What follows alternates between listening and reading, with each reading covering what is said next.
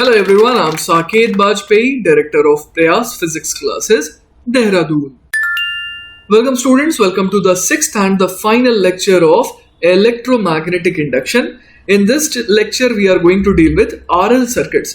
बच्चों जैसा आपको याद होगा पढ़ा था आपने RC सर्किट्स है ना, उसमें हम लोगों ने चार्जिंग पढ़ा था फिर डिस्चार्जिंग पढ़ा था, तो क्वाइट सिमिलर है उसके। इस बार हमारे पास क्या रहेगा, रेजिस्टेंस रहेगा और इंडक्टर रहेगा। ठीक है, तो बच्चों अब तक हम लोगों ने इंडक्टर के बारे में काफी कुछ जान लिया है। हम लोग एटलीस्ट ये तो जानते हैं ना कि इंडक्टर को क्या नहीं पसंद है, इंडक्टर को परिवर्तन नहीं पसंद है ना। तो वही यहां पर देखिए लिखा है कि an inductor in a circuit makes it difficult for rapid changes in current to occur. क्योंकि अगर करंट में रैपिड चेंजेस आएंगे तो उसकी वजह से क्या आएगा, फ्लक्स में रैपिड चेंज आएगा, जो कि इसे बिल्कुल भी पसंद नहीं है। वही लिखा है rapid changes in current to occur thanks to the effects of self induced DMF, है ना। तो इंडक्टर जो है सेल्फ इंड्यूस्ड DMF की मदद से इन सारे चेंजेस, रैपिड चेंजेस को क्या करता है, अपोज करता है। तो देखिए बच्चों हमारा सबसे पहला टॉपिक रहेगा current growth in an RL circuit. तो जैसा कि बच्चों आप देख पा रहे हैं यहां पर शुरुआत में क्या हुआ कि हमारे पास स्विच ओपन था, है ना। यहां पर एक बैटरी है जिसका EMF E है, फिर यहां पर एक रेजिस्टेंस कैपिटल R है और एक इंडक्टर है L। और आप देखिए कि शुरुआत में स्विच जो है वो ओपन था और अब हम लोगों ने क्लोज करा, तो यहां पर क्या होगा, करंट डेवलप हो जाएगा, है ना। लेकिन आप ये देखिए बच्चों कि शुरुआत में करंट सर्किट में कितना था, ऑब्वियसली I की वैल्यू शुरुआत में तो 0 थी जब स्विच ओपन था, सर्किट जो है वो क्लोज नहीं था। लेकिन जैसे ही हम लोगों ने स्विच को क्लोज करा तो क्या होगा, अब यहां पर सर्किट जो है वो कंप्लीट हो गया और करंट जो है बिल्ड होने की कोशिश करेगा। लेकिन ये बात देखिए किसे बुरी लगेगी, ये बात बुरी लगेगी यहां पर जो बैठा इंडक्टर है। वो क्या कहेगा कि अरे भाई शुरू में तो कोई करंट नहीं था, अचानक से कैसे तुम करंट डेवलप करा सकते हो। तो ऑल्दो बैटरी जो है चाहेगी कि करंट यहां पर आए, लेकिन इंडक्टर जो है बोलेगा कि ठीक है मैं रेडी हूं कि करंट आएगी, लेकिन करंट जो है वो धीरे धीरे बिल्ड होगा। अगर इंडक्टर नहीं होता तो हम सब जानते हैं कि करंट जो है उसकी वैल्यू शुरू में 0 रहती, लेकिन जैसे ही स्विच को क्लोज करते सडनली करंट की वैल्यू E/R हो जाती। लेकिन इंडक्टर बोल रहा है कि मेरे को क्या नहीं पसंद है, मेरे को कोई बहुत fast rapid changes in current पसंद नहीं है ना। तो बदलाव ठीक है चलेगा, लेकिन बहुत स्लोली हो तो ठीक रहेगा, है ना। तो ये रैपिड चेंजेस इन करंट को अपोज करता है। तो बच्चों हम लोग समझ पा रहे हैं कि क्या होने वाला है इस सर्किट में जैसे ही हम लोग स्विच को क्लोज करेंगे। यहां पर अगर इंडक्टर नहीं होता तब तो सडनली जो है करंट की वैल्यू शूट अप करती E/R पे, लेकिन इंडक्टर जो है ये चीज अलाउ होने नहीं देगा। वो बोलेगा ठीक है करंट की वैल्यू को बढ़ना है तो बढ़ो, लेकिन धीरे धीरे बढ़ो, है ना। तो करंट जो है वो t=0 पर तो 0 ही रहेगा और धीरे धीरे फिर बढ़ना चालू होगा। और ये किस वैल्यू को टेंड करेगा, हम लोग जानते हैं कि इन दी एंड जो वैल्यू होनी चाहिए वो कितनी होनी चाहिए करंट की, E/R। अगर इंडक्टर नहीं होता तब तो करंट कितना बिल्डअप होता, E/R बिल्डअप होता। तो इंडक्टर है तो क्या होगा, E/R तक वैल्यू पहुंचेगी करंट की, लेकिन it will take a long time, है ना। क्योंकि ये चेंज जो है इसको अकर होने में इंडक्टर जो है ये जो प्रोसेस है उसको स्लो डाउन कर देगा, है ना। करंट बढ़ेगा लेकिन it will not rise very fast, है ना, वो धीरे धीरे राइज करेगा। इसको हम लोग और डिटेल में देखेंगे। अब देखिए बच्चों एक और इंपॉर्टेंट पॉइंट जो है वो इंडक्टर के बारे में लिखा है, the inductor helps to prevent rapid changes in current which can be useful if a steady current is required but the external source has a fluctuating EMF, है ना। अगर EMF फ्लक्चुएटिंग हो और हमें क्या चाहिए, स्टेडी करंट चाहिए, तो हम लोग इंडक्टर की मदद ले सकते हैं। क्यों, क्योंकि वो रैपिड चेंजेस इन करंट को क्या करना चाहता है, प्रिवेंट करना चाहता है। ठीक है, तो देखिए बच्चों इसी प्रोसेस को यहां लिखा गया है कि suppose we close switch S1 at t=0, है ना। ये जो स्विच है इसका नाम क्या रखा गया, S1। तो suppose we close switch S1 at t=0। तो अब बच्चों हम लोग जानते हैं कि जो करंट है it can not change suddenly from 0 to some final value since di/dt and the induced EMF in the inductor would be infinite, है ना। अगर सडनली चेंज हो गया मतलब dt जो है वो क्या हो जाएगा, 0, है ना। तो उस केस में di/dt तो इनफाइनाइट हो जाएगा और इनफाइनाइट EMF जो है है ना, इनफाइनाइट ईएमएफ जो है वो संभव नहीं होगा, ठीक है। तो वही यहां लिखा है कि this is not going to be possible. Instead the current begins to grow at a rate that depends only on the value of L in the circuit, है ना। तो इंडक्टर जो है वो अपने हिसाब से क्या करेगा, करंट को ग्रो करवाएगा। और हम लोग समझ पा रहे हैं कि इंडक्टर जो है जितना स्ट्रांग होगा उतना ही ज्यादा वो क्या करेगा, इस रेट को स्लो डाउन करेगा, है ना। तो इंडक्टर की खासियत ही यही है कि वो सडन चेंज को होने नहीं देता है ना। तो अब यहां पर देखिए कि जैसे मैंने यहां पर 3 पॉइंट्स दिखा रखे हैं, ए, बी और सी। तो VAB है ना, मतलब potential difference across this resistance, वो कितना हो जाएगा, वो हो जाएगा I इंटू आर, जहां पर I क्या है, I is the current at time t। और B और C के अक्रॉस पोटेंशियल डिफरेंस कितना हो जाएगा, LdI/dt। ये बात भी क्लियर है हमारे को। और अगर कोई आपको कंफ्यूजन है तो देखिए मैंने रिमाइंड कराने के लिए लिख दिया है कि VB minus LdI/dt is equal to VC लिखेंगे। तो यहां से देखिए VB माइनस VC, इसकी वैल्यू क्या आ जाएगी, LdI/dt। और वही तो यहां पर मेंशन्ड है VBC। VBC का मतलब क्या हो गया, VB माइनस VC। अब देखिए बच्चों, जिस डायरेक्शन में करंट यहां पर मैंने दिखाया है ना, तो वही यहां पर लिखा है कि if the current is in the direction shown, और साथ ही साथ वो क्या हो रहा है, बढ़ रहा है और बढ़ेगा भी, क्योंकि शुरुआत में तो करंट था ही नहीं। अब जैसे ही हमने स्विच को क्लोज करा तो करंट जो है बिल्डअप होना चाह रहा है। तो देखिए यहां क्या लिखा है कि and is increasing then both VAB and VBC are positive. Positive तो होना ही पड़ेगा क्योंकि DI/dt क्या हो जाएगा, यहां पर पॉजिटिव हो जाएगा, है ना, क्योंकि करंट जो है वक्त के साथ क्या हो रहा है, बढ़ रहा है। तो देखिए बच्चों, अब अगर हम लोग यहां पर किरचॉफ्स लॉ लगाएं तो देखिए क्या लिख सकते हैं, E minus IR minus LdI/dt is equal to 0। और ये कैसे लगाया गया यहां पर, तो वो भी आप देख सकते हैं कि अगर मैं चालू करूंगा इस पॉइंट से तो यहां से आगे गया तो यहां पर पोटेंशियल बढ़ेगा, है ना, नेगेटिव से पॉजिटिव टर्मिनल की तरफ गए तो यहां से आ गए तो क्या हो जाएगा, पोटेंशियल में राइज आ जाएगा, तो लिख दिए E। फिर A से B गए तो क्या होगा, करंट की डायरेक्शन में अगर हम लोग रेजिस्टेंस के अलोंग बढ़ रहे हैं तो पोटेंशियल घटेगा। तो यहां पर क्या लिखेंगे, माइनस I इंटू आर। और फिर आ गया इंडक्टर तो हम लोग लिखेंगे माइनस LdI/dt, और वापस से घूम करके वहीं आ गए तो that has to be equal to 0। तो यही बात तो देखिए बच्चों यहां पर लिखी हुई है ना, कि अगर हम लोग किरचॉफ्स रूल लगाएंगे तो क्या आ जाएगा, E minus IR minus LdI/dt is equal to 0। और यहां से देखिए हम लोग DI/dt की वैल्यू क्या लिख सकते हैं, E माइनस IR/L, है ना, जिसको मैंने तोड़ करके क्या लिख दिया, E/L माइनस RI/L। अब देखिए बच्चों कि at the instant that switch S1 is first closed, उस समय I की वैल्यू हम लोगों ने डिसाइड करा कि कितनी होनी पड़ेगी, उसको 0 ही होना पड़ेगा, क्योंकि सडनली वो करंट जो है वो बिल्ड नहीं हो सकता, है ना।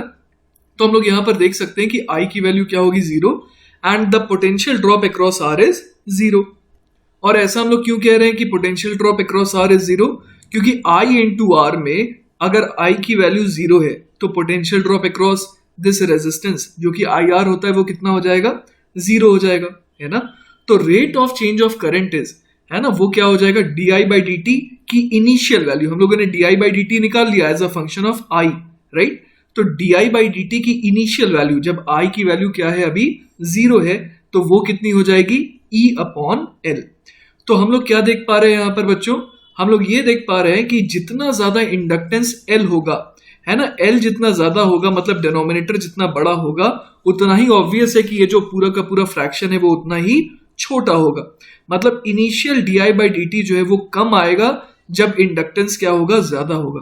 तो वही चीज यहां लिखी है कि hence the greater the inductance L the more slowly the current increases. तो बेसिकली शुरुआत में किस तरीके से जो करंट है वो बिल्डअप हो रहा है वो कौन डिसाइड करता है, इंडक्टर। जितना ज्यादा इंडक्टेंस होगा उतना ही स्लो रेट से जो है DI/dt मतलब कि करंट में चेंज आएगा, ठीक है। तो अगर मैं I as a function of time, है ना, current as a function of time का ग्राफ बनाऊंगा तो हम लोग समझ पा रहे हैं कि उसका स्लोप जो इनिशियली आएगा वो बेसिकली क्या होगा, E/L, और उसका स्लोप उतना कम होगा जब L बहुत ही ज्यादा होगा। L जब ज्यादा होगा तो उसका स्लोप क्या होगा, कम होगा।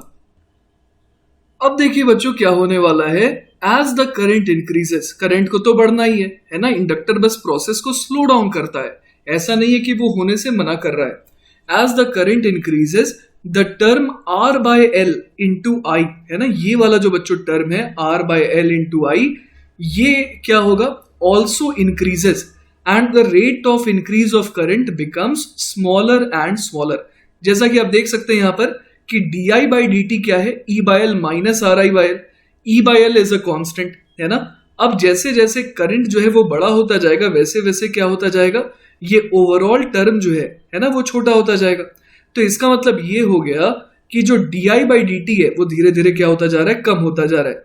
मतलब हम लोग ये एक्सपेक्ट कर पा रहे हैं कि आई अगर as a function of time का ग्राफ बनेगा तो उसका स्लोप जो है वो वक्त के साथ क्या होना चाहिए, कम होते जाना चाहिए। तो वही यहां लिखा है कि rate of increase of current becomes smaller and smaller. This means that the current is approaching a final steady value आई।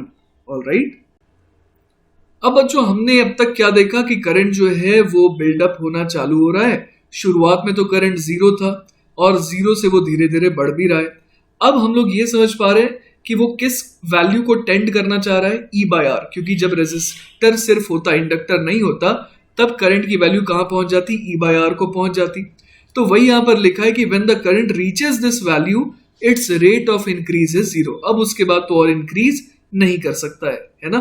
तो अगर मैं ऊपर आ जाऊं और इस वैल्यू को देखूं तो आई की वैल्यू को जब मैं ई बाय आर भर दे रहा हूं तो क्या हो जाएगा, आर से आर कैंसिल, तो ये क्या बन गया, ई by L minus E by L, मतलब जीरो, है ना।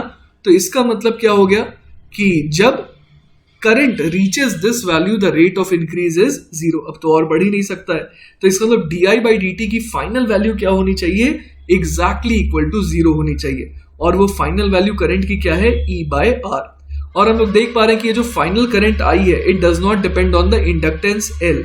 एल जो है वो करंट की फाइनल वैल्यू डिसाइड नहीं करता है ना। एल जो है उसका काम तो बस क्या है, इस प्रोसेस को स्लो डाउन करना, ठीक है। तो जब इसका ग्राफ बनाया गया तो देखिए ग्राफ कुछ ऐसा आएगा, है ना।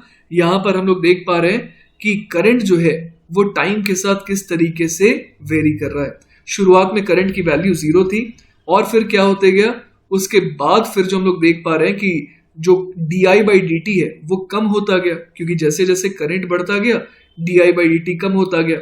और एंड में क्या करेगा, वो किस वैल्यू को रीच करेगा, मतलब किस वैल्यू को टेंड करेगा, अप्रोच करेगा, वो है ई बाय आर। और अभी हम लोग देखेंगे कि एक्चुअली वो जो ई बाय आर वाली वैल्यू है ना उसको वो कभी रीच नहीं कर पाता है।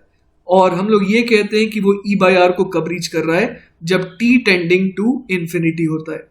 उस समय आई की जो वैल्यू है वो कितनी हो जाती है, I tends to I max which is equal to E by R. तो बच्चों अभी तो हम लोगों ने ये जो ग्राफ बनाया ये दो चीजों को देख करके बनाया। एक तो ये कि करंट की शुरुआती वैल्यू कितनी थी, जीरो थी, और साथ ही साथ करंट अब इंक्रीज कर रहा है, लेकिन किस तरीके से इंक्रीज कर रहा है, सच दैट कि D I by D T जो है वो शुरुआत में कितना था, D I by D T शुरुआत में था ई बाई एल के बराबर, और उसके बाद D I by D T की वैल्यू क्या होती गई, कम होती गई, और इन द एंड स्लोप जो है वो जीरो हो गया, है ना। इन चीजों को मद्देनजर रखते हुए ये ग्राफ बनाया गया है। अब एक बार इसकी इक्वेशन भी फाइंड आउट कर लेते हैं, है ना। तो जैसे D I by D T बराबर क्या था, E minus I R upon L. तो यहां से क्या आ जाएगा, D I upon E minus I into R is equal to D T upon L. अब कर देते हैं इंटीग्रेट। अब t बराबर जीरो पर करंट जीरो था, किसी t पर मान लेते हैं कि करंट की वैल्यू आई हो गई।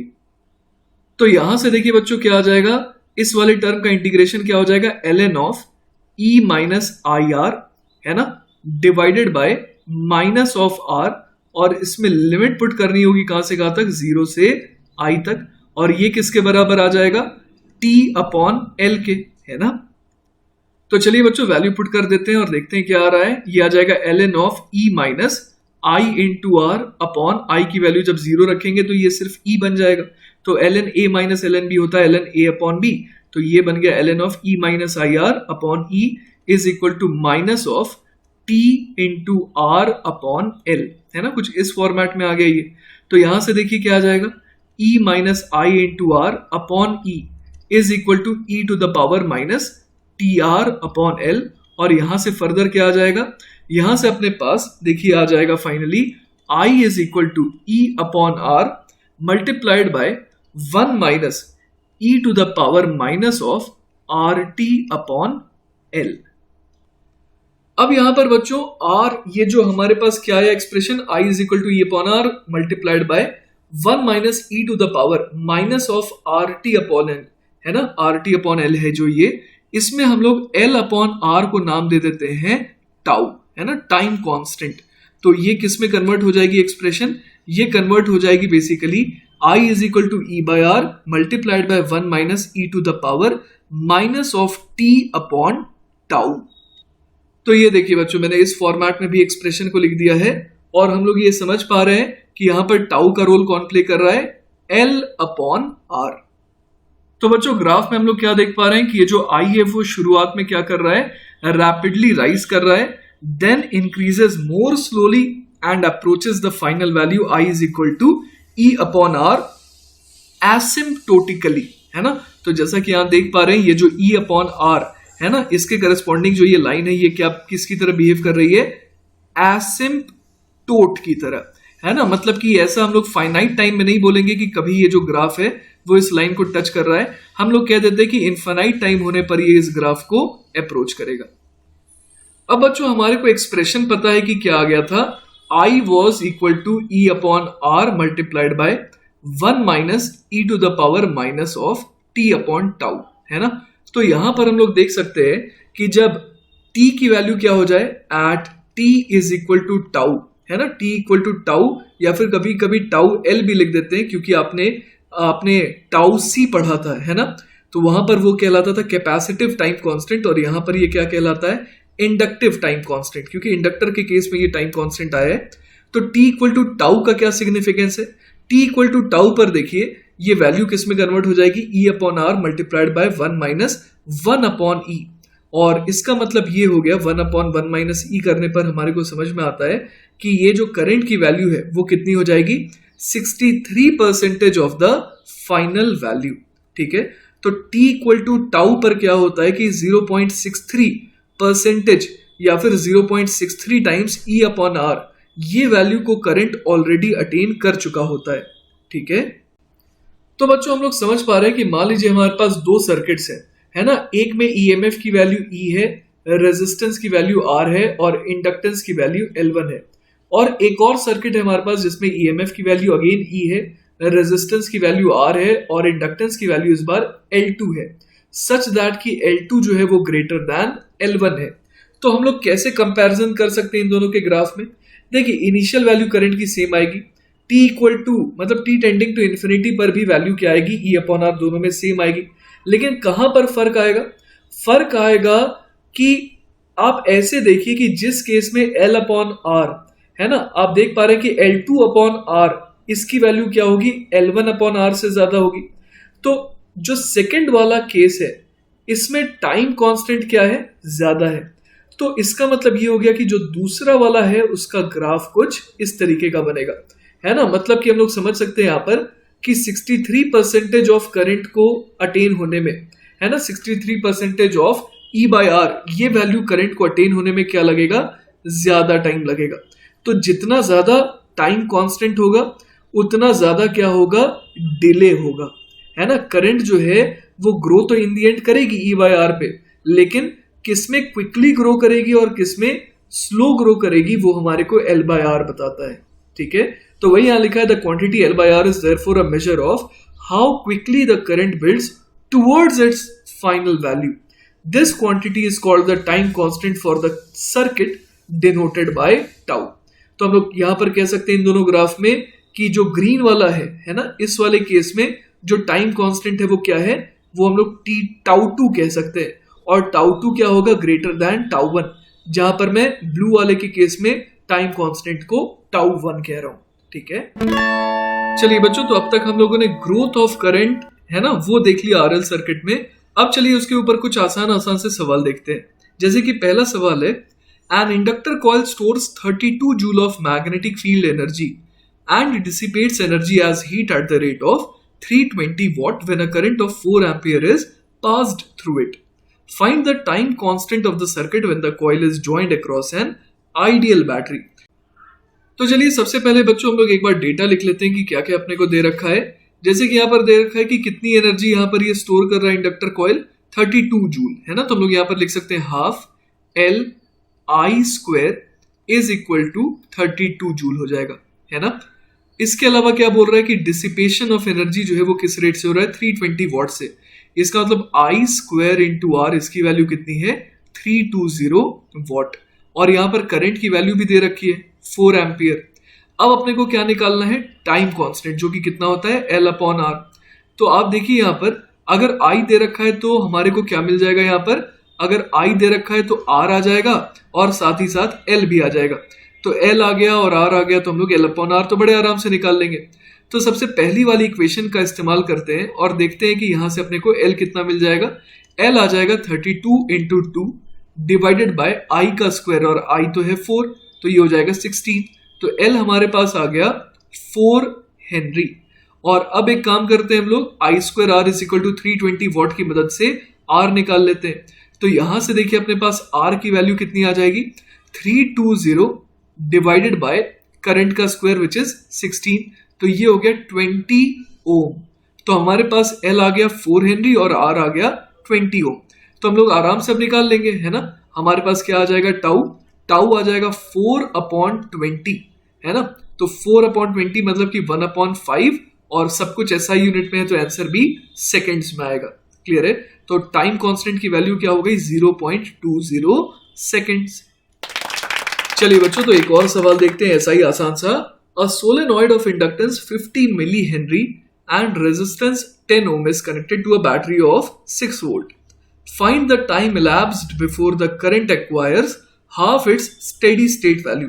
तो बच्चों सबसे पहले मैं आपको बता दूं, ये जो स्टेडी स्टेट वैल्यू होती है इसका मतलब क्या हुआ, इसका मतलब होता है E अपॉन आर, है ना। बेसिकली अगर इंडक्टर नहीं होता तो ये सडनली किस वैल्यू को अटेन कर लेती, E बाय आर।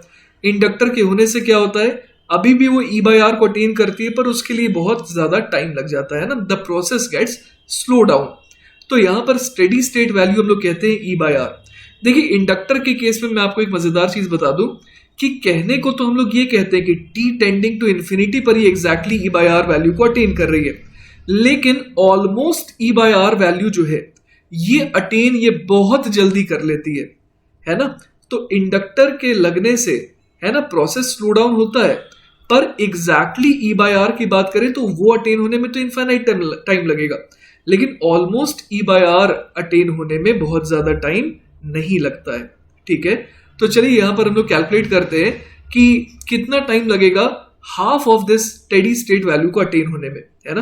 तो इक्वेशन मेरे पास क्या है, I is equal to E upon R multiplied by 1 minus E to the power minus of T upon tau, है ना। अब यहां पर I की वैल्यू हमें क्या चाहिए, E बाय आर का आधा, मतलब E by 2R। So I should write E by 2R is equal to E by R multiplied by 1 minus E to the power minus T upon tau.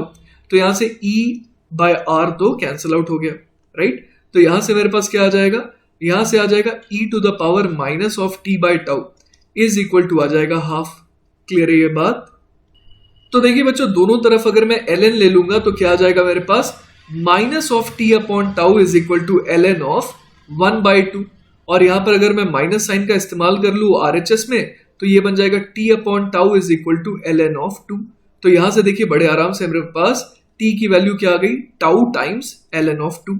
और tau कितना हो जाएगा, tau तो हो जाएगा L अपॉन आर, और ln 2 की value तो हमें पता ही है ना, वो कितनी होती है 0.693। तो एक बार सवाल में देख लेते हैं L और R की वैल्यू क्या क्या है। L तो है 50 मिली हेनरी, है ना। तो I should write T is equal to 50 milli henry divided by resistance कितना था 10 ओम। तो यहां पर 10 ओम लिख देते हैं और इसको मल्टीप्लाई करना होगा 0.693 से। तो ये जो वैल्यू है ये आ जाएगी 3.5 मिली सेकेंड। क्लियर है ये बात। चलिए बच्चों, तो नेक्स्ट सवाल देखते हैं। अगला सवाल है, an LR combination is connected to an ideal battery if L is equal to 10 milli henry, R is equal to 2 ohm and EMF is equal to 2 volt, how much time will it take for the current to reach 0.63 ampere. तो बच्चों सबसे पहले हम लोग एक काम करते हैं, यहां पर टाइम कांस्टेंट की वैल्यू देखते हैं कि कितनी आ रही है।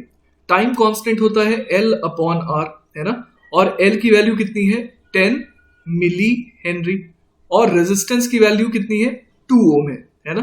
तो हमारे पास जो टाइम कांस्टेंट है वो कितना आ गया, वो आ गया 5 मिली सेकेंड, है ना। इसके अलावा बच्चों एक और चीज निकाल लेते हैं कि किस करंट को ये टेंड करना चाहता है ना, मतलब फाइनल करंट की वैल्यू जो है वो कितनी हो जाएगी, आई मैक्स की वैल्यू वो हो जाती है ई अपॉन आर। अब ई कितना दिया हुआ है 2 वोल्ट, रेजिस्टेंस कितना है 2 ओम, तो ये वैल्यू आ गई 1 एम्पियर। इसका मतलब कि जो मैक्सिमम पॉसिबल करंट है वो 1 एम्पियर है, और हम लोग क्या चाहते हैं कि किस करंट को ये रीच कर जाए, 0.63 एम्पियर। इसका मतलब उस समय करंट ग्रोथ जो है वो कितना परसेंटेज हो चुका होगा, 63%। और हमें पता है कि 63% करंट ग्रोथ जो है वो कितने टाइम में होता है, 1 टाइम कांस्टेंट। इसका मतलब जो टाइम कांस्टेंट हम लोगों ने निकाला था विच वॉज 5 मिली सेकेंड, वही हमारा बच्चों आंसर भी हो जाएगा। ऑलराइट, चलिए बच्चों तो नेक्स्ट सवाल देखते हैं। अगला सवाल है, an inductor resistance battery circuit is switched on at t equal to 0. If the EMF of battery is E, find the charge which passes through the battery in one time constant tau. तो बच्चों हमारे को पता है कि जब हम लोग t equal to 0 पर सर्किट को कंप्लीट करा देंगे बाय क्लोजिंग दैट स्विच, तो उस समय है ना, उस समय जो सर्किट है वो कंप्लीट हो जाएगा और अब जो है यहाँ पर करंट फ्लो करना चालू हो जाएगा। तो हम लोग क्या बोल सकते हैं कि किसी t टाइम पर I बराबर कितना हो जाता है, I naught 1 minus E to the power minus T upon tau, जहां पर आई नॉट क्या होता है, आई नॉट होता है maximum current which is E upon R, और टाइम कांस्टेंट कितना होता है, वो होता है एल अपॉन आर, है ना। ये तो हमारे को जानकारी है। अब आप देखिए कि किसी dt टाइम में, मान लीजिए कि t टाइम पर मैं बात करूं और t से t प्लस dt टाइम तक की बात करूं, मतलब इस dt टाइम इंटरवल की अगर मैं बात करूं, तो मैं क्या बोल सकता हूं कि ऑल्दो करंट वेरिएबल है, लेकिन छोटे से dt टाइम के लिए तो मैं करंट को क्या मान सकता हूं, कांस्टेंट। और इस छोटे से टाइम इंटरवल में मैं क्या लिख सकता हूं कि dq will be equal to I dt, है ना, क्योंकि करंट लगातार क्या होता जा रहा है, बढ़ता जा रहा है। लेकिन इस dt टाइम में चूंकि मैंने टाइम इंटरवल बहुत ही छोटा लिया, तो उसमें मैं करंट को ऑलमोस्ट क्या मान सकता हूं, कांस्टेंट। तो उस छोटे से टाइम इंटरवल में the charge passed through the battery, है ना, during the period t to t plus dt, वो मैं कितना बोल दूंगा, आई dt। तो अब मुझे क्या निकालना है, the total charge passed during 0 to tau. तो उसके लिए मैं क्या करूंगा, आई विल इंटीग्रेट, है ना, और इंटीग्रेशन की लिमिट कहां से कहां रखूंगा, t बराबर 0 से t बराबर टाउ तक। तो ये मुझे क्या दे देगा, total charge that has pass during 0 to tau. तो अब चलिए इंटीग्रेशन करते हैं। q बराबर आ जाएगा integration of I naught 1 minus E to the power minus T upon tau dt, और लिमिट हो जाएगी 0 से लेकर के टाउ तक, है ना। तो यहां से देखिए q कितना आ जाएगा, आई नॉट तो बेचारा कांस्टेंट है, ये बाहर आ गया, और अंदर क्या बच गया, dt minus E to the power minus T upon tau dt, और लिमिट है 0 से लेकर के टाउ तक। तो चलिए इसे इंटीग्रेट करते हैं, है ना, यहां पर ये ब्रैकेट लगा देना जरूरी है। अब देखिए यहां पर ये कितना आ जाएगा इंटीग्रेट करने पर, आई नॉट तो एज इट इज रह जाएगा, और अंदर आ जाएगा देखिए dt का इंटीग्रेशन t, और लिमिट भर देंगे तो ये बन जाएगा टाउ माइनस, अब इसका इंटीग्रेशन क्या हो जाएगा, ये हो जाएगा e to the power minus T upon tau divided by minus 1 upon tau, और इसमें लिमिट क्या भरेंगे, 0 से लेकर के टाउ तक, है ना। तो अब चलिए लिमिट पुट कर देते हैं यहां पर। तो देखिए बच्चों इसके बाद क्या आ जाएगा, ये आ जाएगा I naught multiplied by tau minus, अब यहां पर माइनस माइनस प्लस हो गया और 1 अपॉन टाउ ऊपर चला जाएगा, तो ये टाउ बन जाएगा। अंदर क्या आ जाएगा, पहले टाउ भरेंगे तो ये बन जाएगा e to the power minus 1, और उसमें से क्या घटा देंगे, minus E to the power 0, मतलब कि 1, है ना। तो यहां से देखिए टाउ में से टाउ घट गया तो ये तो 0 हो गया, और बच गया आई नॉट टाउ अपॉन ई, है ना। तो टोटल चार्ज जो हमें निकालना था, है ना, वो कितना आ गया, I naught tau divided by E. तो ये क्या बता रहा है हमें, this is actually the total charge passed during 0 to tau seconds. Alright, चलिए बच्चों तो नेक्स्ट सवाल देखते हैं, बड़ा प्यारा सवाल है अगला। An inductance capital L and a resistance capital R are connected in series with a battery of EMF E. Find the maximum rate at which the energy is stored in the magnetic field. तो सबसे पहले देखिए बच्चों, हमारे को एक चीज पता है कि एनर्जी का फॉर्मूला क्या होता है, वो होता है हाफ एल आई स्क्वायर, है ना। This is the energy stored in the magnetic field of that inductor. अब आप ये देखिए कि किस रेट से एनर्जी स्टोर हो रही है, वो क्या हो जाएगा, वो हो जाएगा पावर बराबर du बाई dt, है ना। हमसे क्या पूछा है, इसका भी मैक्सिमम रेट, मतलब कि हमसे जो है ना एनर्जी स्टोर होने का मैक्सिमम रेट पूछा गया है, मतलब कि P की भी मैक्सिमम वैल्यू अपने को निकालनी है। आई होप सवाल तो क्लियर हो गया होगा अब तक। तो देखिए बच्चों, अब हमारे को अपना टारगेट पता चल गया है। अब हम लोग क्या करेंगे, यहां पर सबसे पहले पावर निकालते हैं। पावर क्या हो जाएगा, du बाई डी टी, और u क्या है, हाफ एल आई स्क्वायर। तो बेसिकली मुझे क्या करना है, d of half L I square, इसका डिफरेंशिएशन करना है विद रिस्पेक्ट टू टाइम। तो ये क्या आ जाएगा, ये आ जाएगा L I D I by D T. Clear है ये बात। अब आप देखिए यहां पर मेरे को इसके बाद क्या करना होगा, पावर को मैक्सिमाइज करना है। तो पावर को अगर मैक्सिमाइज करना है मुझे, है ना, तो मुझे क्या करना होगा, मुझे dp बाई डी टी बराबर क्या करना होगा, 0 करना होगा, जिससे मुझे वो टाइम मिलेगा या वो कंडीशन मिलेगी सच दैट की पावर क्या हो जाए, मैक्सिमम हो जाए। तो dp बाई डी टी बराबर मुझे 0 करना है। तो पावर मेरे पास आ ही गया है। अब मैं एक काम करता हूं, इसे डिफरेंशिएट कर देता हूं विथ रिस्पेक्ट टू टाइम। तो क्या हो जाएगा इसका डिफरेंशिएशन, एल आई साथ में आ जाएगा D two I by D T square plus, अब मैं क्या लिखूंगा, L D I by D T, और अब मैं आई का डिफरेंशिएशन करूंगा तो ये हो जाएगा D I upon D T. Clear है ये बात। तो यहां पर मैंने यूवी का इस्तेमाल किया है ना, इसे मैंने मान लिया लेटर से u और इसे मैंने मान लिया लेटर से v। तो differentiation of u into V क्या हो जाएगा, u dv प्लस v du। तो वही मैंने यहां पर यूज करा है, और इसकी वैल्यू मुझे कितनी रखनी है, 0। तो यहां से देखिए l गायब हो जाएगा, तो क्या बच जाएगा हमारे पास, i into D two I upon D T square plus D I upon D T का भी क्या, whole square has to be equal to 0। अब देखिए बच्चों, i की वैल्यू क्या होती है, i की वैल्यू होती है I naught 1 minus E to the power minus of t divided by tau, है ना। तो ये हमारे पास i की वैल्यू आ गई। तो अब एक बार क्या काम करेंगे, di बाई डी टी निकाल लेते हैं। तो di बाई डी टी यहां से कितना आ जाएगा, तो देखिए इसको i को मैं लिख सकता हूं I naught minus I naught E to the power minus T upon tau, जहां पर आई नॉट क्या है, मैक्सिमम करंट। तो di बाई डी टी क्या हो जाएगा, ये हो जाएगा हमारे पास सिंपली माइनस आई नॉट, तो एज इट इज आ जाएगा। अब E to the power minus T upon tau as it is आ जाएगा, और चेन रूल से माइनस 1 अपॉन टाउ भी उतर करके आ जाएगा। तो यहां से क्या आ गया हमारे पास, I naught E to the power minus T upon tau divided by tau.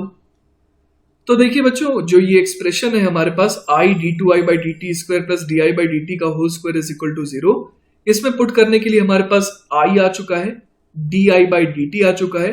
अब और क्या चाहिए हमारे को, D two I by D T square. तो चलिए D two I upon D T square निकालते हैं। तो ये कितना आ जाएगा, आई नॉट अपॉन टाउ तो एज इट इज आ जाएगा, फिर E to the power minus T upon tau भी आ जाएगा, और साथ में क्या आ जाएगा, माइनस 1 अपॉन टाउ। तो हमारे पास देखिए आई आ गया, D I by D T आ गया, और D two I by D T square आ गया। अब हम लोग इसे ऊपर वाली इक्वेशन में पुट कर देंगे, है ना। और ऊपर वाली इक्वेशन क्या थी, वो थी आई मल्टीप्लाइड बाय, ये देखिए ब्लू वाले बॉक्स में मैंने भर दिया है, D two I by D T square, D two I upon D T square plus D I by D T का भी whole square is equal to 0, है ना। तो आई की वैल्यू क्या है, वो है I naught 1 minus E to the power minus T upon tau. इसके अलावा जो है D two I by D T square कितना है, वो है minus I naught upon tau square E to the power minus T upon tau, है ना। ये आ गया हमारे पास। इसमें और क्या ऐड करेंगे, D I by D T का होल स्क्वायर। तो D I by D T देखिए हम लोगों ने कितना निकाला था, I naught E to the power minus T by tau upon tau. तो यहां लिख देते हैं I naught E to the power minus T by tau upon tau, इसका भी क्या लिखना है अपने को, whole square, and this should be equal to 0। Clear है ये बात। तो यहां पर देखिए अपने पास क्या आ जाएगा, यहां पर टाउ स्क्वायर आ जाएगा, तो टाउ स्क्वायर कैंसिल आउट हो जाएंगे, और साथ ही साथ आई नॉट भी जो है वो भी गायब हो जाएगा, है ना। तो यहां पर अपने पास क्या आ जाएगा, देखिए 1 minus E to the power minus T upon tau multiplied by, है ना, यहां पर क्या आ जाएगा हमारे पास, I naught E to the power minus T upon tau is equal to E to the power minus 2t upon tau. एक और चीज देखिए बच्चों, यहां पर एक्चुअली आई नॉट का स्क्वायर था, तो यहां पर ये आई नॉट जो है ये भी बेसिकली गायब हो जाएगा, है ना, ये भी नहीं बच पाएगा। तो हमारे पास क्या आ गया, 1 minus E to the power minus T upon tau, multiplied by E to the power minus T upon tau is equal to E to the power minus 2 upon tau.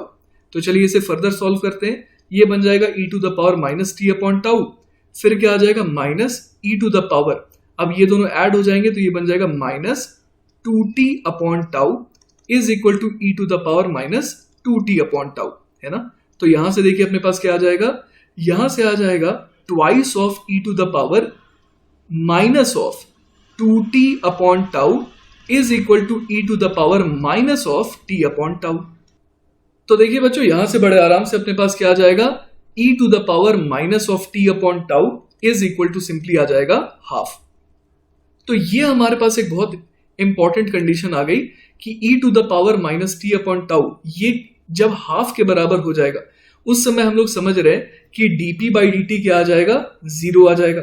और हम लोग ये समझ पा रहे हैं कि उस समय जो रेट है वो भी क्या होगा, मैक्सिमम होगा। तो बच्चों हमारे पास पावर का एक्सप्रेशन क्या आया था, पावर आया था Li di अपॉन dt, और हमने ये निकाल रखा था कि I बराबर क्या होता है, I naught 1 minus E to the power minus T upon tau. तो अगर मैं यहां पर पावर की वैल्यू देखूं तो वो कितनी आ जाएगी, L into I naught 1 minus E to the power minus T upon tau multiplied by D I by D T, और D I by D T जो है वो कितना आ गया था, I naught E to the power minus T upon tau divided by tau, है ना। तो ये हमारे पास पावर की एक्सप्रेशन आ गई। अब इसमें क्या कंडीशन पुट करनी है कि ई की power minus T upon tau जो है वो कितना है, हाफ है ना। तो यहां पर चलिए वो एक्सप्रेशन पुट कर देते हैं। P इज इक्वल टू आ जाएगा हमारे पास कितना, L आई नॉट 1 माइनस, अब e की power minus T by tau half है तो 1 minus half multiplied by I naught into E to the power minus T by tau, again half है तो यहाँ पर हाफ और ये टाउ आ गया। तो देखिए फाइनली P बराबर कितना आ जाएगा हमारे पास, वो आ जाएगा L I not square divided by 1 minus half is half, half और हाफ यहाँ पर 4 आ गया, है ना। तो ये आ गया 4 टाउ। तो हम लोग यहाँ पर देख पा रहे हैं कि अगर मैं आई नॉट की वैल्यू को भर दूं, है ना, तो ये कितना आ जाएगा, L by 4 multiplied by I naught हो जाएगा E बाय आर, तो E square upon R square, और टाउ बराबर क्या होता है, L अपॉन आर। तो यहां से देखिए L से L कैंसिल आउट, R से एक R चला गया, तो हमारे पास पावर है ना, इसकी जो मैक्सिमम वैल्यू है वो कितनी आ गई, E square divided by 4 times capital R, है ना। और मैं ये कैसे कह सकता हूं कि ये मैक्सिमम वैल्यू ही है, क्योंकि जब dp बाई dt हम लोगों ने जीरो करा तो वहां से मिनिमम भी आ सकता था, लेकिन मैं आंसर देख करके प्रिटी श्योर हूं कि जो पावर है वो मैक्सिमम ही है, क्योंकि पावर का एक्सप्रेशन आया था Li di, है ना, Li di बाय dt, यही आया था हमारे पास। आप देख सकते हैं यहाँ पर पावर बराबर आया था Li di बाय dt, है ना। तो हम लोग ये देख पा रहे हैं कि जी जब शुरुआत में करंट जीरो था तो उस समय तो पावर जो है वो जीरो था, है ना। तो अगर हमारे पास कुछ ऐसी वैल्यू आई है ई स्क्वायर बाई 4r जैसी, तो ऑब्वियस है कि वो क्या होगी, मैक्सिमम होगी, मिनिमम तो हो नहीं सकती है। तो यही हमारा बच्चों फाइनल आंसर हो जाएगा। चलिए बच्चों, तो अब हम लोग बात करते हैं current decay in an RL circuit. तो देखिए सबसे पहले की सिचुएशन क्या है, सबसे पहले हमारे पास एलआर सर्किट था जिसमें एक बैटरी भी थी, और इस तरीके से आराम से करंट जो है वो फ्लो कर रहा था, और करंट मान लीजिए कि इस मोमेंट पर स्टेडी स्टेट पर आ गया था। मतलब करंट की वैल्यू इस समय कितनी रही होगी, E अपॉन आर। मतलब अब जो ये इंडक्टर है ये कोई ऑपोजिशन ऑफर नहीं कर रहा था, मतलब this was behaving like a plain wire. अब मान लीजिए हमने यहाँ पर जो स्लाइडिंग कॉन्टैक्ट है ना, इसको खिसका करके कनेक्शन कुछ ऐसा कर दिया सच दैट कि ये बैटरी जो है ये हमारे सर्किट का हिस्सा नहीं रह गई, और सिर्फ अब क्या हो गया, अब हमारे पास सर्किट में L हो गया और R हो गया। तो देखिए इंडक्टर जो है अभी तक शांत था, क्यों, क्योंकि आराम से एक स्टेडी करंट फ्लो कर रही थी, कोई भी चेंज नहीं आ रहा था, तो ये खुश था, ठीक था। लेकिन क्या हुआ, सडनली आपने बैटरी को डिस्कनेक्ट कर दिया, और यहां पर उस समय क्या हो रहा था, आई करंट फ्लो कर रहा था। तो इंडक्टर अगर ना होता तब तो तुरंत करंट गायब हो जाता सर्किट से, लेकिन इंडक्टर को जैसे ही भनक चली, है ना, जैसे ही इसको पता चला कि यहां पर जो बैटरी है ये हट गई है, और अब सर्किट में अगर ये मदद नहीं करेगा तो क्या होगा, करंट में एक सडन फ्लक्चुएशन आएगा, तो ये तुरंत जो है ये बोला कि नहीं, मैं ऐसा होने नहीं दूंगा। तो इसने क्या करा, इसने ऑब्वियस है कि एक ईएमएफ इंड्यूस कराया होगा जो मेक श्योर करे कि चेंज ना आए, है ना। तो वो एक ऐसा ईएमएफ यहाँ बिल्ड करेगा जिसकी वजह से उस मोमेंट पर t इक्वल टू 0 पर है ना, जब इस स्लाइडिंग कॉन्टैक्ट को ऊपर खिसकाया गया तो उस समय है ना करंट आई मेंटेन करवा सके। और उसके बाद इंडक्टर का रोल क्या रहेगा? ऐसा नहीं है कि हमेशा ये बैटरी की तरह बिहेव करता रहेगा और हमेशा सर्किट में आई करंट फ्लो करता रहेगा, ऐसा नहीं है ना। इंडक्टर बोलेगा कि जो होना था वो तो होके रहेगा, लेकिन उस प्रोसेस को मैं स्लो डाउन कर दूंगा। तो ये क्या करेगा? ये धीरे धीरे धीरे धीरे यहां पर करंट को डीके करवाएगा। मतलब करंट की वैल्यू जो है वो क्या होती जाएगी? धीरे धीरे कम होती जाएगी। और एक टाइम ऐसा भी आ जाएगा जब करंट की वैल्यू क्या हो जाएगी? जीरो हो जाएगी। लेकिन ये जो प्रोसेस है ये कैसा हो जाएगा? स्लो डाउन हो जाएगा। अगर इंडक्टर ना होता तब तो सडनली एक झटके से करंट की वैल्यू जीरो हो जाती, but in this case the inductor will make sure कि t इक्वल टू जीरो पर करंट I मेंटेन रहे और उसके बाद करंट की वैल्यू कम हो और धीरे धीरे जीरो भी हो जाए, लेकिन it will be a very slow process. तो देखिए बच्चों, फाइनली हम लोग इसे इस पर्टिकुलर डायग्राम के थ्रू दिखा सकते हैं। अब यहां पर आप सोचिए कि क्या लिख सकते हैं हम लोग। जैसे कि मैंने इस पॉइंट को A कहा, इस पॉइंट को B कहा और इस पॉइंट को C कहा। तो मैं A से B और B से C की तरफ इस तरीके से घूमते हुए जा रहा हूं।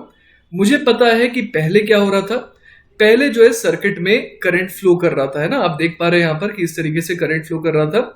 तो जो करंट की डायरेक्शन थी वो कैसी थी? वो थी क्लॉकवाइज सेंस वाली, है ना। तो मैं यहां पर फिर से ऐसा ही क्लॉकवाइज करंट शो कर देता हूं। ये लीजिए करंट। लेट अस से कि किसी टी टाइम पर करंट की जो वैल्यू है वो कितनी हो चुकी है? आई हो चुकी है ना। तो यहां पर मैं क्या लिख सकता हूं? ए से बी जब मैं गया तो मैं क्या लिखूंगा? मैं लिखूंगा कि पोटेंशियल में डिफरेंस कितने का आएगा? Minus L D I by D T. उसके बाद मैं और आगे गया तो यहां पर देख रहा हूं कि इस रेजिस्टेंस के अक्रॉस पोटेंशियल डिफरेंस कितने का आएगा? वो आएगा माइनस आई आर का।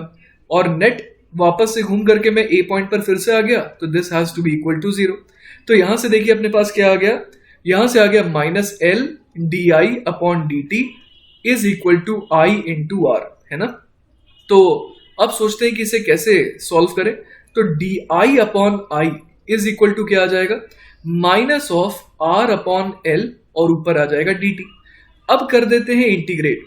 टी इक्वल टू जीरो पर, है ना, टी इक्वल टू जीरो पर मुझे पता है कि करंट जो है वो कितना रहेगा? वो मैक्सिमम रहेगा और उसकी वैल्यू आई नॉट है ना। और हमें पता है ऊपर वाले डायग्राम के हिसाब से कि ये जो आई नॉट है ना, ये जो आई नॉट है वो बेसिकली कितना था? आई नॉट की वैल्यू थी ई अपॉन आर, क्योंकि पहले तो ये जो सर्किट था वो किसमें था? स्टेडी स्टेट में था, है ना। तो यहां पर मैं क्या लिख सकता हूं कि t इक्वल टू जीरो पर करंट की वैल्यू आई नॉट थी, where I naught is equal to E upon R. और लेटर से कि किसी टी टाइम पर करंट की वैल्यू हो गई आई, है ना। तो यहां से हम लोग इंटीग्रेट कर देंगे तो क्या आ जाएगा? L N of I upon I naught, है ना। ये किसके बराबर आ जाएगा? Minus of R T upon L के। क्लियर है यहां तक? तो यहां से देखिए क्या आ जाएगा? I upon I naught is equal to E to the power minus T upon tau. मैंने एल अपॉन आर को क्या कह दिया? टाउ कह दिया। तो यहां से देखिए आई बराबर कितना आ गया? I naught E to the power minus of T upon tau, है ना। तो इस बार भी फिर से हम लोगों ने क्या निकाल लिया? Current as a function of time. तो अब बच्चों अगर हम लोग t इक्वल टू टाउ का सिग्निफिकेंस देखना चाहे, है ना, at t equal to tau का अगर सिग्निफिकेंस देखना चाहे तो हम लोग देख पा रहे हैं कि i की वैल्यू कितनी हो जाएगी? आई नॉट और यहां आ जाएगा वन अपॉन ई, जो कि कितना हो जाएगा? जो कि हो जाएगा 0.37 टाइम्स आई नॉट। इसका मतलब ये हो गया कि the current reduces to 37% of the initial value in one time constant. या फिर इसको कहने का एक और तरीका है कि 63% of the decay is complete in one time constant, है ना। तो अब हम लोग समझ पा रहे हैं यहां पर कि I as a function of time का ग्राफ किस तरीके का बनाया जा सकता है। तो देखिए बच्चों, I is equal to I naught E to the power minus T by tau का ग्राफ जो है कुछ इस तरीके का बनना चाहिए। टी बराबर जीरो पर करंट की वैल्यू कितनी है? आई नॉट, जिसकी वैल्यू हमने देख रखा है कि ई अपॉन आर आएगी। उसके बाद ये एक्सपोनेंशियली क्या हो रहा है? डिक्रीज हो रहा है। और जब t टेंडिंग टू इन्फिनिटी हो जाएगा तब करंट भी टेंडिंग टू जीरो हो जाएगा। और हम लोगों ने अभी अभी देखा कि वन टाइम कांस्टेंट में क्या हो जाता है? जो करंट है वो कितनी हो जाती है? 37% of the maximum current. Alright, इसके अलावा बच्चों हम लोग यहां पर टाइम कांस्टेंट की वैल्यू जानते हैं, वो कितनी है? L अपॉन आर है। तो इसका मतलब ये हो गया कि if the time constant is small, है ना, मान लीजिए कि टाइम कांस्टेंट और छोटा होता तो क्या होता? तो हम लोग समझ पा रहे हैं the decay would have been steep, है ना। ये ग्राफ कुछ और इस तरीके का बनता। तो हम लोग समझ पा रहे हैं कि और क्या होता, और फास्ट रेट से डिके होता।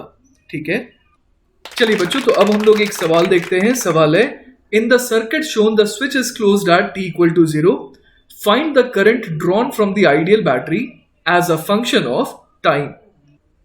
तो चलिए मान लेते हैं बच्चों कि यहां पर स्विच को क्लोज करने के बाद, है ना, किसी t टाइम पर करंट जो है बैटरी के थ्रू I फ्लो कर रहा है।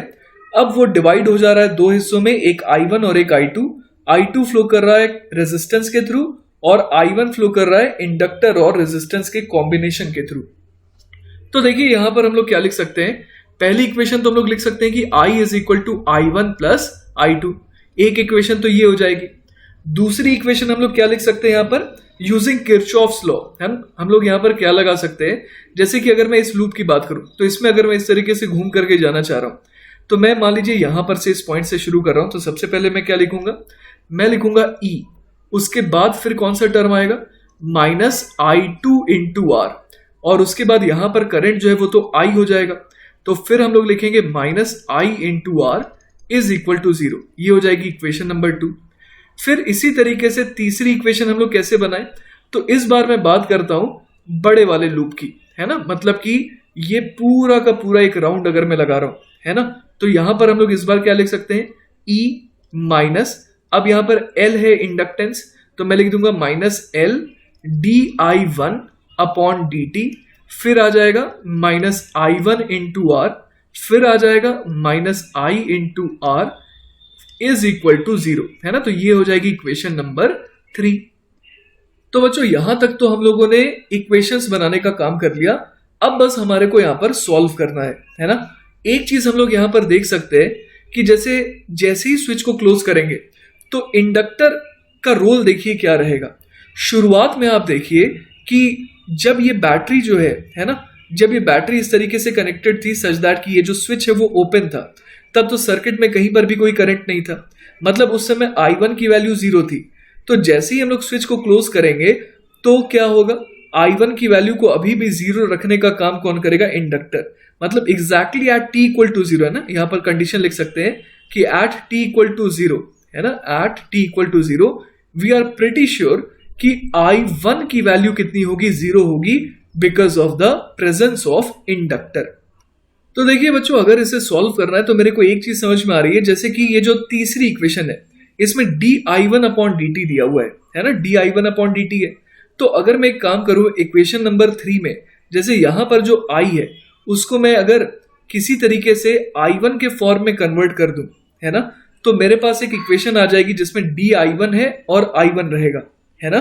तो उसके तरीके से, है ना, उस तरीके से मैं क्या निकाल सकता हूं, I1 as a function of time. और एक बार I1 as a function of time आ जाएगा तो फिर मैं I भी निकाल सकता हूं। ठीक है, तो चलिए सोचते हैं कि क्या करा जाए।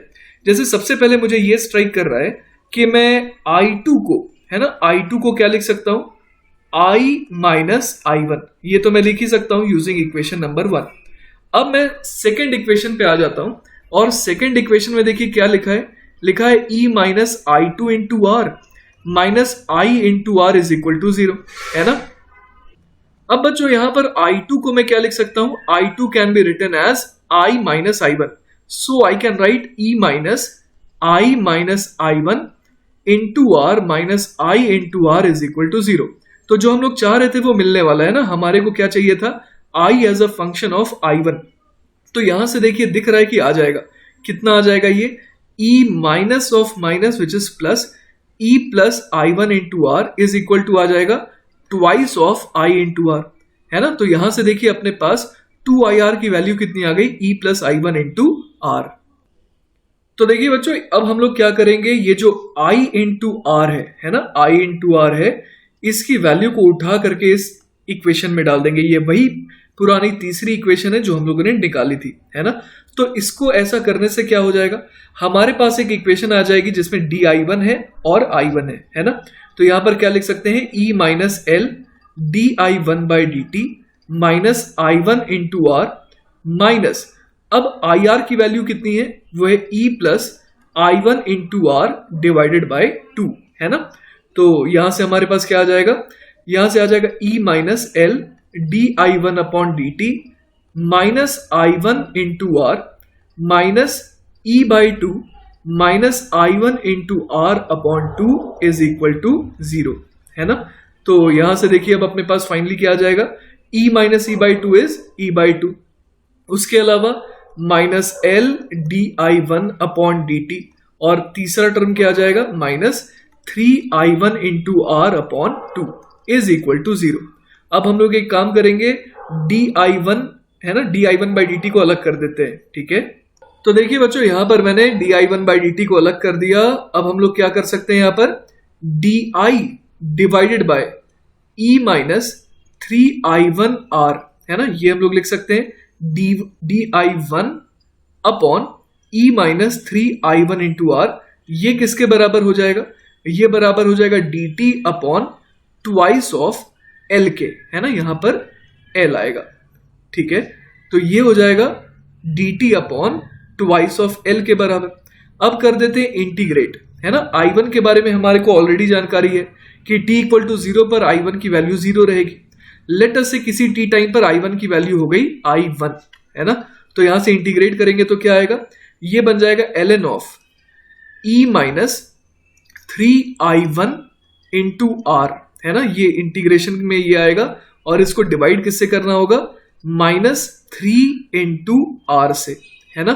और अब जो है इसमें लिमिट पुट करनी होगी, कहां से कहां तक, 0 से I1 तक, और ये किसके बराबर हो जाएगा, t अपॉन 2 टाइम्स L के, ठीक है। तो चलिए इसको फर्दर सॉल्व करते हैं। ये कितना बन जाएगा, ln of E minus 3I1 into R divided by, अब 0 भरेंगे तो ये E हो जाएगा, है ना। ln of A minus ln of B बराबर ln ऑफ A/B हो जाता है, और ये किसके बराबर आ जाएगा, minus 3R upon 2L into T, clear है। तो अब हमारे को दिख रहा है कि यहां से क्या बन जाएगा, E minus 3I1 into R is equal to कितना आ जाएगा, E multiplied by E to the power minus 3RT upon twice of L, है ना, ये हमारे पास आ जाएगा। अब जरा इससे कैलकुलेट करते हैं कि I1 कितना आ जाएगा। तो I1, है ना, I1 बराबर कितना आ जाएगा। सबसे पहले तो मैं इस 3I1R वाले टर्म को RHS में ले जाता हूं, और ये जो RHS में ऑलरेडी उसको LHS में ले आता हूं। तो ये बन जाएगा E minus E times small e की power minus 3RT upon 2L, और पूरे को डिवाइड करना होगा कितने से, 3 टाइम्स R से, है ना।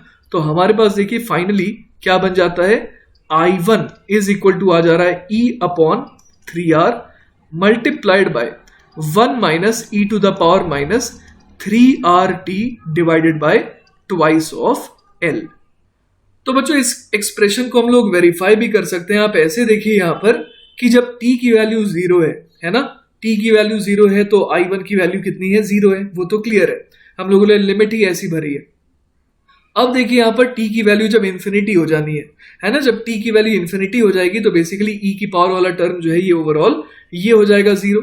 तो I1 की वैल्यू, है ना, I1 क्या आ जा रहा है, E upon 3R at t tending to infinity. और जरा सोचते हैं कि t टेंडिंग टू इन्फिनिटी पर ऐसा होना चाहिए क्या। तो हमें यह पता है कि t टेंडिंग टू इन्फिनिटी पर ये इंडक्टर जो है किसकी तरफ रोल प्ले करेगा, एक प्लेन कंडक्टिंग वायर की तरफ।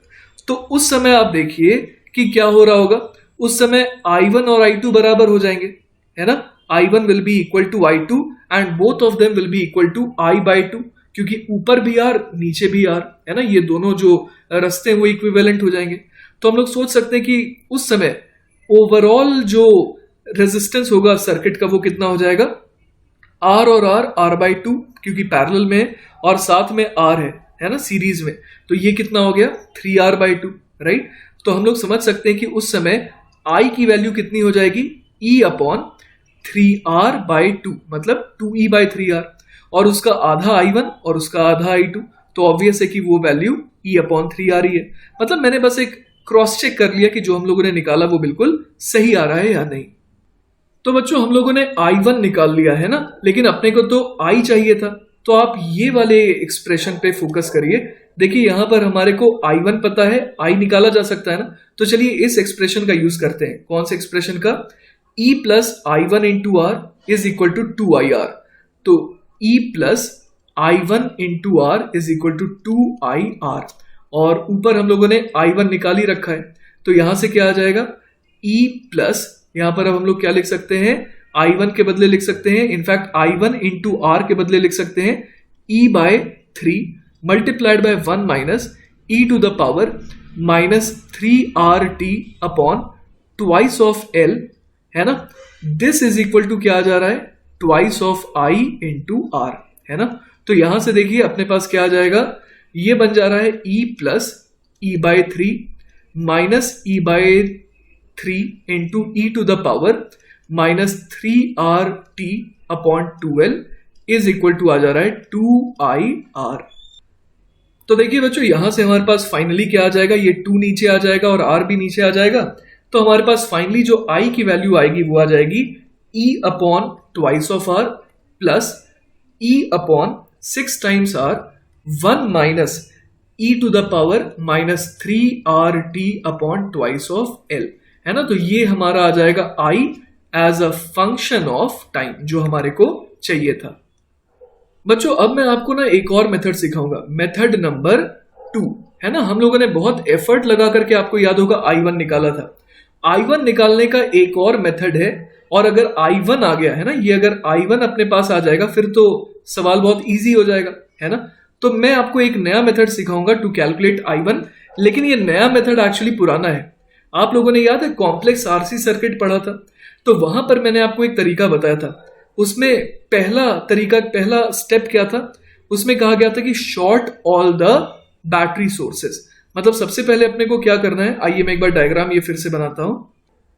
तो देखिए बच्चों अपने को क्या करना होगा, अपने को यहां से बैटरी को हटाना होगा, है ना, और इसे प्लेन वायर से क्या करना होगा, इस तरीके से कनेक्ट करना होगा।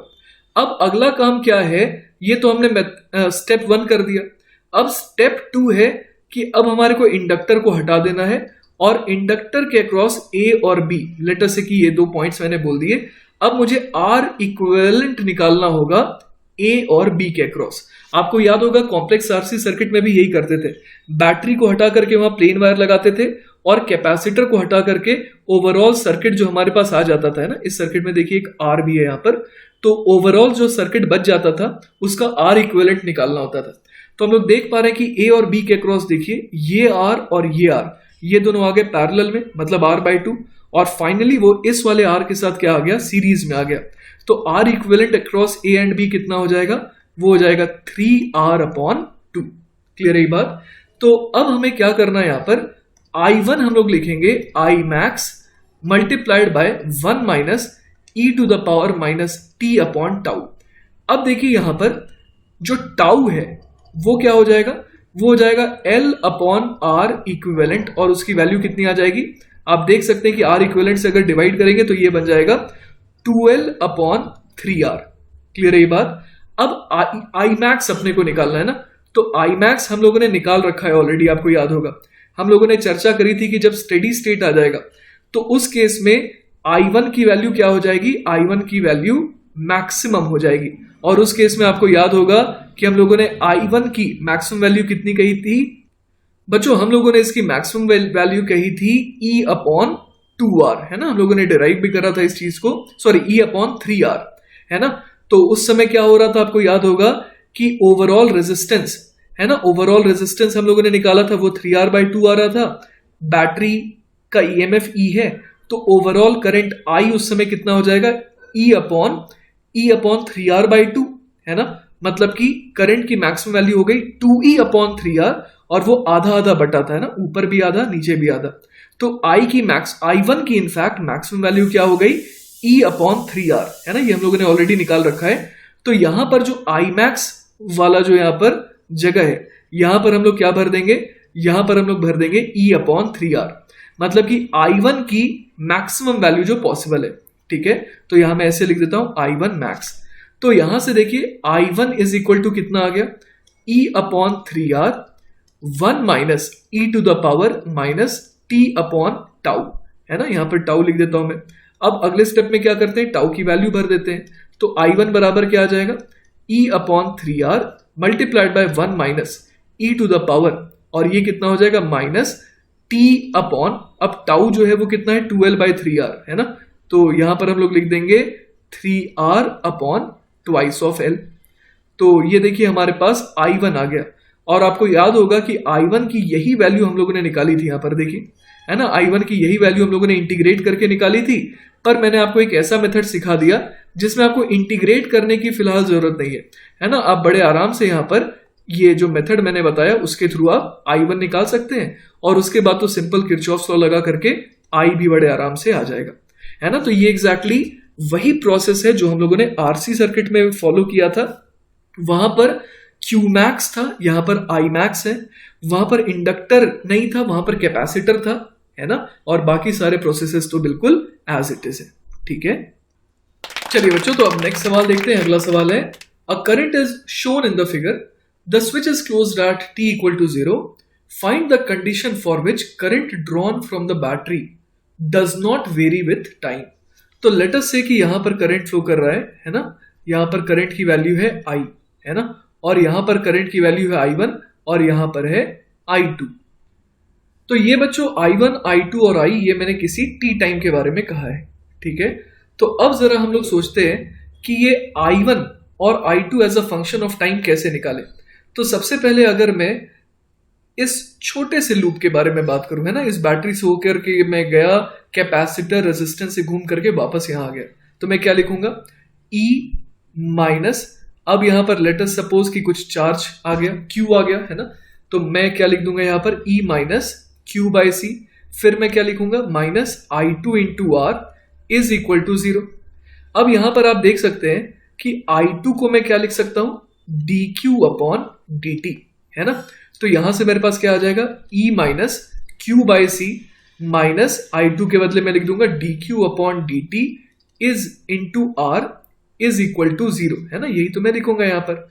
तो मैं इसे लिख देता हूं यहां पर into R is equal to 0। Clear है बात।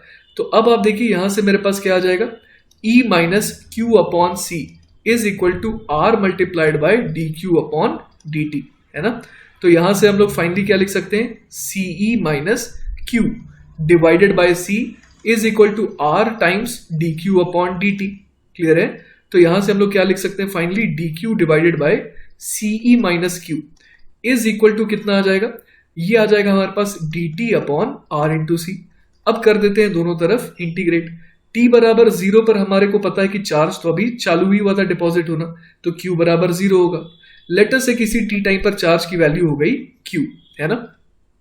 तो यहां से देखिए अपने पास क्या आ जाएगा, ये बन जाएगा हमारे पास ln of CE minus Q, और इसको डिवाइड करना होगा किससे, इसको डिवाइड करना होगा -1 से, और यहां पर लिमिट अपने को भरनी होगी 0 से लेकर के Q तक, और ये किसके बराबर आ जाएगा, T अपॉन RC के, है ना।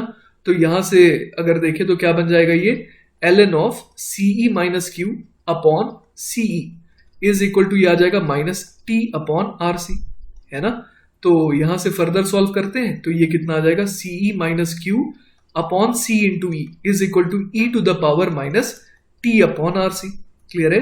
तो CE minus Q is equal to आ गया हमारे पास CE E to the power minus T upon RC, और यहां से क्या आ जाएगा हमारे पास, Q इज इक्वल टू आ जाएगा CE 1 minus E to the power minus T upon RC। तो ये हमारे पास Q की वैल्यू आ गई, और अगर इसे डिफरेंशिएट कर दे तो हमारे पास क्या आ जाएगा, dq अपॉन dt ही तो कहलाएगा क्या, ये कहलाएगा I2, है ना, और उसकी वैल्यू कितनी हो जाएगी, आप देखिए CE का तो डिफरेंशिएशन 0, बाकी क्या आ जाएगा माइनस C, ये हो जाएगा कितना, CE minus CE e to the power minus T upon RC। तो अगर इसे डिफरेंशिएट करेंगे तो क्या आ जाएगा, minus CE e to the power minus T upon RC multiplied by minus of RC denominator में, है ना। तो यहां से ये क्या बन गया, C तो कैंसिल आउट हो गया, माइनस माइनस प्लस हो गया, तो ये बन गया E upon R into E to the power minus T upon RC, है ना। तो फाइनली हम लोग क्या लिख सकते हैं, I2 is equal to E upon R E to the power minus of T upon RC। Clear है ना। तो यहां से अपने पास I2 as a function of time आ गया, ठीक है। अब बच्चों अगर हम लोग I1 निकालना चाहें तो हम लोग क्या लिख सकते हैं, E, है ना। अब मैं बड़े वाले लूप में इस तरीके से घूम करके वापस आ रहा हूं, तो मैं लिखूंगा E minus L di1 upon dt minus I1 into R is equal to 0। तो यहां से क्या आ जाएगा अपने पास, E minus I1 into R is equal to L D I one upon D T, और अगर इसे सॉल्व करें तो क्या आ जाएगा, D I one upon E minus I one into R is equal to D T upon L, है ना। अब अगर हम लोग इंटीग्रेट करना चाहें तो t बराबर 0 पर हम लोग समझ पा रहे हैं कि ये जो इंडक्टर है ये I1 को बिल्ड होने नहीं देगा, मतलब I1 की वैल्यू 0 रहेगी, और लेटर से किसी t टाइम पर करंट की वैल्यू हो गई I1, है ना। तो यहां से हम लोग क्या लिख सकते हैं, ये हो जाएगा ln of e minus I one into R, है ना। और यहाँ पर हमें लिमिट पुट करना होगा 0 से I1, और इसे डिवाइड कितने से करना होगा, माइनस I1 माइनस r से, है ना। तो यहाँ पर लिख देते हैं माइनस ऑफ r। तो ये तो हो गया LHS, है ना।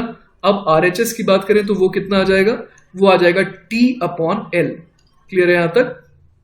तो अब अगर वैल्यूज पुट करें तो क्या आ जाएगा, यहां पर आ जाएगा ln of E minus I one into R upon E is equal to कितना हो जाएगा, ये हो जाएगा minus of R T upon L.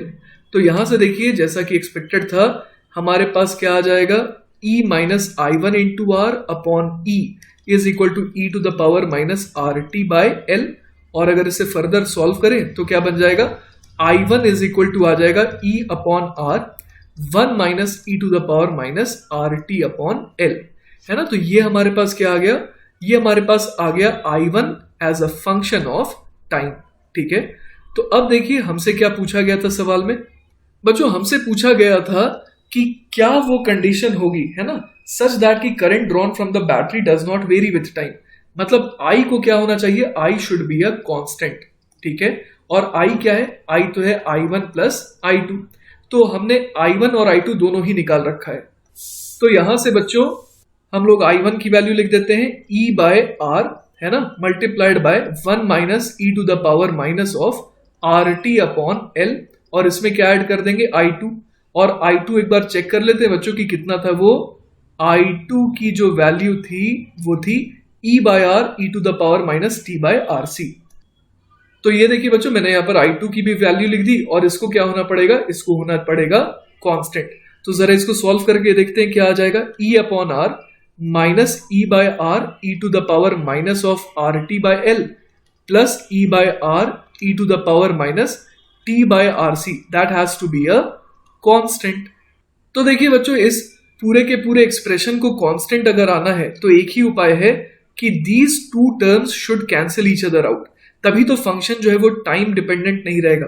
कहने का मतलब ये है कि e की power minus T upon R C has to be equal to E to the power minus R T by L, है ना। तो यहां से देखिए क्या आ जाएगा, 1 upon R C has to be equal to R upon L. तो यहां से देखिए कंडीशन क्या आ जाएगी हमारे पास, यहां से देखिए हमारे पास जो कंडीशन है वो आ रही है R square is equal to, ये आ जाएगा R square is equal to L upon C, है ना। तो यहां से जो फाइनल कंडीशन है वो आ गई, R should be equal to under the root of L by C. अगर ये कंडीशन फुलफिल हो रही होगी तो जो ओवरऑल करंट है ना, जो बैटरी से फ्लो कर रहा है, वो क्या हो जाएगा, कांस्टेंट हो जाएगा, और उसकी वैल्यू है ना, उसकी जो वैल्यू है वो सिर्फ और सिर्फ कितनी हो जाएगी, E अपॉन आर, क्योंकि ये दोनों टर्म जो है वो दोनों क्या करेंगे, एक दूसरे को कैंसिल आउट कर देंगे, ठीक है। चलिए बच्चों तो इस लेक्चर का आखिरी टॉपिक देखते हैं जो कि है एसी जनरेटर। तो जैसा कि नाम सजेस्ट कर रहा है हम लोगों को, हमारे को क्या जनरेट करना है, ऑल्टरनेटिंग करंट, है ना। ऑल्टरनेटिंग करंट अगर जनरेट करना है तो हमारे को ऑल्टरनेटिंग ईएमएफ चाहिए। क्लियर है ये बात। तो देखते हैं कि किस तरीके से हम लोग ऑल्टरनेटिंग ईएमएफ जो है वो क्रिएट कर सकते हैं। तो सबसे पहले देखिए जनरेटर का मतलब होता है कि ये जनरेट करेगा इलेक्ट्रिसिटी, तो इसके लिए हम लोग मैकेनिकल एनर्जी को इसमें प्रोवाइड करवाते हैं, है ना। मैकेनिकल एनर्जी जो है वो बेसिकली कन्वर्ट होगी किसमें, वो कन्वर्ट होगी इलेक्ट्रिकल एनर्जी में, ठीक है। तो सबसे पहली चीज जो हमारे को ये समझ में आ रही है वो क्या है कि एक जनरेटर का काम क्या होगा, इसका काम होगा मैकेनिकल एनर्जी को कन्वर्ट करना किसमें, इलेक्ट्रिकल एनर्जी में, ठीक है। तो जैसा कि आप यहाँ पर डायग्राम में देख पा रहे हैं, इसके तीन मेन पार्ट्स होते हैं। एक होता है मैग्नेट, जैसे कि यहाँ पर नॉर्थ और साउथ पोल दिख रहा है ना आपको, तो यहाँ पर एक तो मैग्नेट की जरूरत होती है, उसके अलावा हमारे को जरूरत होती है आर्मेचर विथ स्लिप रिंग्स, और तीसरी चीज होती है वो है ब्रशेस। तो आइए इनको डिटेल में हम लोग एनालाइज करते हैं। तो सबसे पहले मैग्नेट को एनालाइज करते हैं। मैग्नेट कैसा हो सकता है, It may be a permanent magnet or an electromagnet. The poles of the magnet face each other so that a strong uniform magnetic field B vector is produced between the poles. है ना, हम लोग इस तरीके से दो magnet को Orient करके रखते हैं सच दैट कि क्या हो, एक तरफ नॉर्थ हो एक तरफ साउथ हो, है ना, और बीच में जो है यहाँ पर मैग्नेटिक फील्ड लाइंस हम लोग फील कर सकते हैं कि होगी। उसके अलावा देखिए जो सेकंड कंपोनेंट है वो क्या है, आर्मेचर। आर्मेचर क्या होता है, it is a coil generally bound over a soft iron core. और सॉफ्ट आयरन कोर हम लोग प्रैक्टिकली क्यों लगाते हैं, क्योंकि हम लोगों ने पढ़ रखा है कि the core increases the magnetic field due to its magnetization, है ना, ये एक और स्ट्रॉन्ग मैग्नेट बन जाता है। The two ends of the coils are connected to two slip rings C1 and C2। आइए देखते हैं डायग्राम में।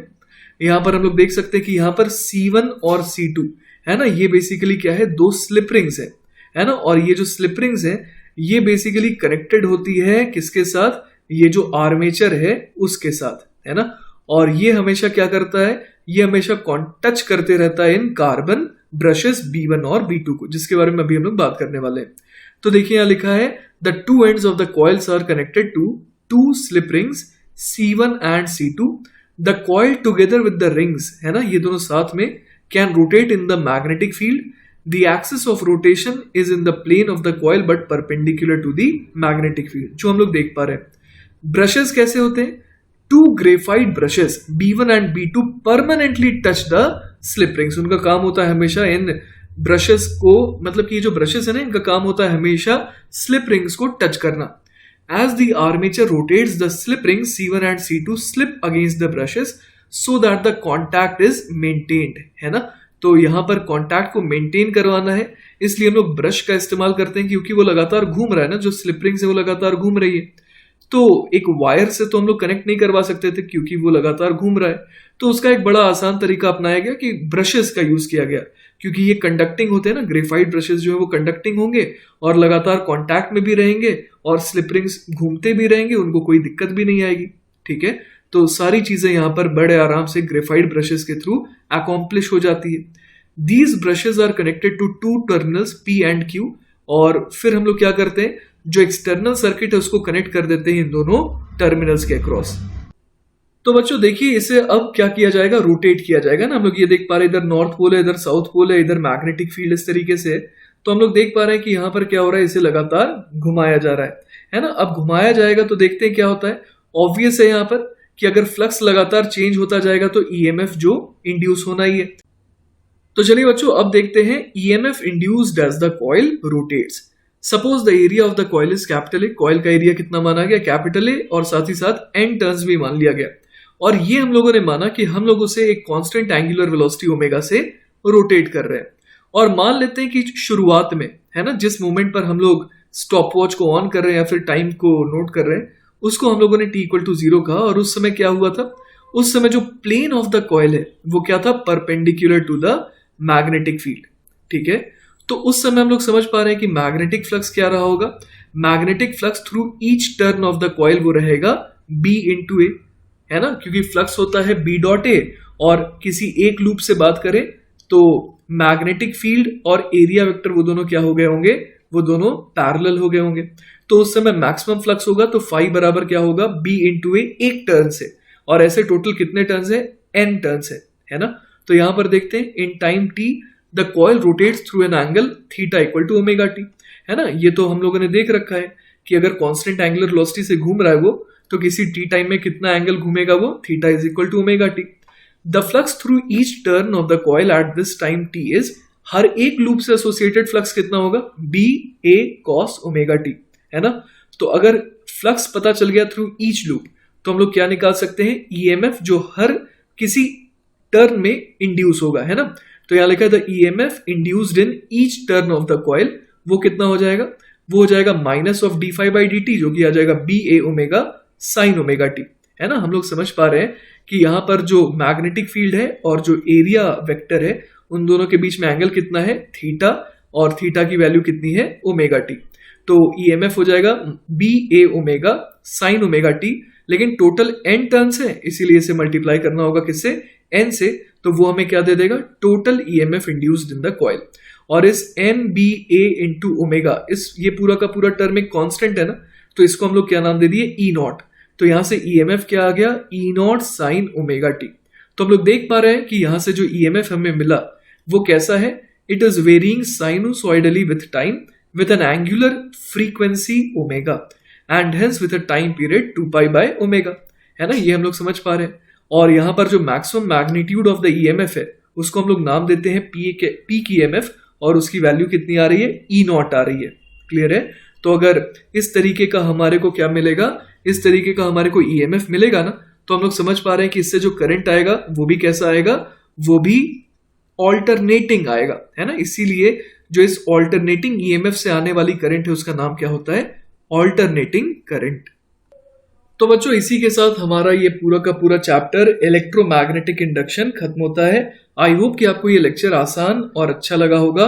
इन केस अगर कोई डाउट रह जाता है then feel free to contact me, I will be very happy to help you. Take care बच्चों, बाय बाय।